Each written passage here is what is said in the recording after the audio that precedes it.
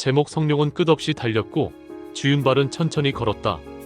부재 같은 홍콩에서 출발한 두 거장, 서로 다른 성격으로 자기 인생의 성공을 만들어낸 이야기. 여러분, 혹시 이런 생각을 해보신 적 있으십니까? 사람은 자기 성격대로 살아야 성공할 수 있을까? 아니면 성공하려면 자신의 성격까지 바꿔야 할까? 저는 오늘 이 질문에 아주 재미있는 답을 보여주는 두 사람을 이야기해 보려고 합니다. 바로 한국 사람들에게도 너무나 친숙한 홍콩의 두 거물, 성룡과 주윤발입니다. 두 사람은 모두 홍콩에서 태어났고 어린 시절부터 평탄한 인생을 살아온 사람들이 아닙니다. 두 사람 모두 자기 힘으로 인생을 개척했고 결국 홍콩을 넘어 세계적인 스타가 되었습니다. 그런데 참 재미있습니다. 성공한 결과는 비슷한데 성공에 이르는 과정과 인생을 살아가는 방식은 상당히 달랐습니다. 제가 오래전부터 두 사람을 지켜보면서 붙인 표현이 하나 있습니다. 현실주의자 성룡, 낭만주의자 주윤발. 그런데 오늘은 이 말을 가지고 누가 더 훌륭한 사람인지 평가하려는 것이 아닙니다. 성룡이 옳고 주윤발이 틀렸다는 이야기도 아니고 주윤발이 훌륭하고 성룡이 부족하다는 이야기도 아닙니다. 제가 오늘 두 사람의 인생에서 보고 싶은 것은 딱 하나입니다. 사람의 성격이 서로 달라도 자기에게 맞는 방식으로 인생을 잘 경영하면 성공할 수 있다. 저는 이것이 두 사람의 인생에서 우리가 배울 수 있는 가장 중요한 교훈이라고 생각합니다. 가난한 소년 주윤발, 혹독한 훈련을 견딘 소년 성룡. 먼저 주윤발부터 보겠습니다. 주윤발 하면 우리는 무엇부터 떠올립니까? 영웅 본색의 멋진 모습, 도신의 카리스마, 그리고 무엇보다도 많은 사람들이 친근하게 부르는 이름, 파꺼, 파꺼. 그런데 주윤발이 처음부터 그런 사람이었던 것은 아닙니다. 주윤발은 1955년 홍콩 라마섬에서 태어났습니다. 어린 시절 집안 형편은 넉넉하지 않았습니다. 어머니를 도와 농사를 짓고 돼지를 키우고 물고기를 잡고 떡을 팔기도 했습니다. 10대 후반에는 이미 사회생활을 시작했습니다. 지금 우리가 생각하는 홍콩의 대스타 주윤발과는 전혀 다른 모습이었겠지요. 그런데 어느 날 우연한 기회가 찾아옵니다. 18세 무렵 TVB 배우 양성반에 들어가면서 그의 인생이 완전히 달라지기 시작합니다. 주윤발은 처음부터 스타였던 것이 아닙니다. TV 드라마에서 조금씩 경험을 쌓고 여러 역할을 맡으면서 자신의 자리를 만들어 갔습니다. 그리고 마침내 홍콩 영화의 황금 시대를 만나면서 최고의 배우 가운데 한 사람이 됩니다. 반면 성룡의 어린 시절은 조금 달랐습니다. 성룡은 어린 나이에 중국 희극학원에 들어가 약 10년 동안 경극과 무술, 고개, 연기 등을 혹독하게 배웠습니다. 남들이 놀고 있을 때 훈련했고 남들이 편하게 지낼 때 몸을 단련했습니다. 지금 생각하면 정말 엄청난 어린 시절입니다. 그런데 두 사람의 출발점에는 공통점이 하나 있습니다. 둘 다 인생이 자신을 성공시켜주기를 기다리지 않았다는 것입니다. 주윤발은 가난 속에서도 기회를 찾았고 성룡은 혹독한 훈련 속에서도 자기 능력을 만들었습니다.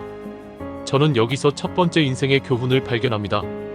인생은 출발점보다 그 출발점에서 무엇을 선택하느냐가 더 중요할 수 있다는 것입니다. 주윤발은 서두르지 않았습니다. 주윤발의 인생을 보면 재미있는 특징이 하나 있습니다. 그는 서두르지 않았습니다. TV 배우로 시작해서 조금씩 경험을 쌓았습니다. 처음부터 나는 반드시 최고의 스타가 되겠다라고 앞만 보고 달려간 것이 아닙니다. 자기가 맡은 역할을 하나씩 해내고 그 과정에서 자신의 연기력을 쌓고 자기만의 분위기를 만들어 갔습니다. 그러다 보니 어느 순간 사람들은 주윤발을 단순한 배우가 아니라 주윤발이라는 하나의 캐릭터로 받아들이기 시작했습니다. 이게 굉장히 중요합니다. 배우는 역할을 연기하지만 어떤 배우는 시간이 지나면 자기 자신이 하나의 브랜드가 됩니다. 주윤발이 바로 그런 배우였습니다. 그가 맡았던 인물들은 대체로 평범한 사람들처럼 보이면서도 어려운 상황에서 쉽게 자신의 자존심이나 의리를 버리지 않는 인물들이 많았습니다. 저는 이것이 주윤발의 실제 인생과도 어느 정도 연결되어 있다고 생각합니다. 어려운 어린 시절을 직접 경험한 사람이기 때문에 보통 사람들이 느끼는 희로애락을 더 잘 이해할 수 있었던 것이 아닐까요? 그래서 주윤발의 인생은 이런 한마디로 정리할 수 있을 것 같습니다.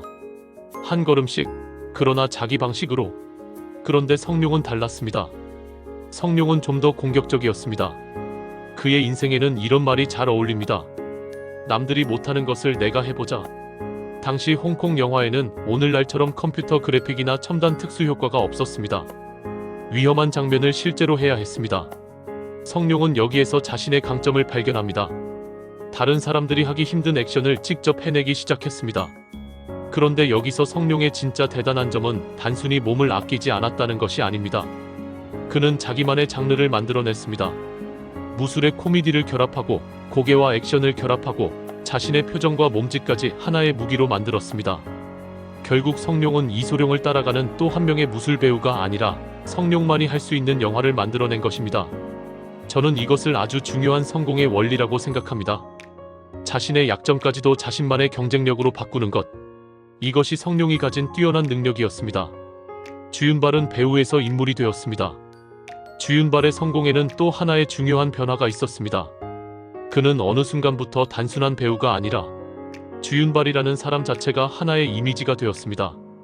그리고 사람들이 그에게 붙여준 이름이 있습니다. 박거?